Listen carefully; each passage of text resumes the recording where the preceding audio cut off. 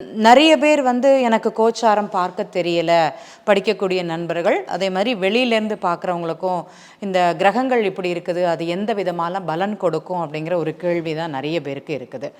இப்போ ஏஎல்பி லக்னம் அப்படிங்கிறது உதாரணமாக மேஷ லக்னம்.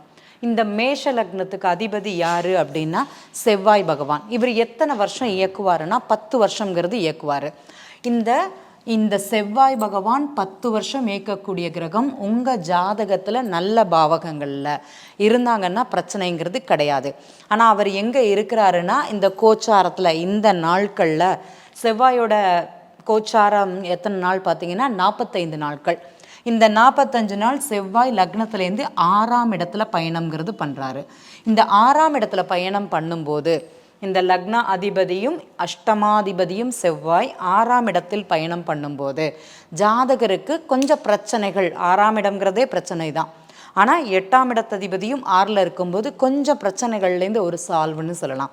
ஆனால் ஜாதகருக்கு அது பிரச்சனைக்குரிய காலமாக இருக்குமானா இந்த வரக்கூடிய 45 நாள் செவ்வாய் எப்போ பயிற்சி ஆகிறாருன்னு பார்த்துக்கோங்க.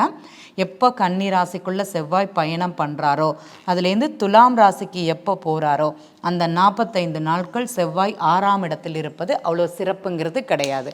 இப்போ செவ்வாய்ங்கிறது உடல் உறுப்புன்னு நீங்கள் வச்சிங்கன்னா 6ஆம் பாவகங்கிறது அடிவயிறு சம்மந்தப்பட்ட ப்ராப்ளம் இந்த ஜாதகருக்கு கொடுக்குமானா அடுத்த ஒரு 45 நாளில் கண்டிப்பாக வயிறு சார்ந்த உபாதைகள் அப்படிங்கிறது இருக்கும். நோய் சார்ந்த பிரச்சனைகள், மருத்துவமனை சார்ந்தது, கடன் சார்ந்தது அப்படிங்கிறது இந்த செவ்வாய் பகவான் கண்டிப்பாக இந்த ஜாதகருக்கு ஒரு வேலையை செய்யத்தான் செய்வார்.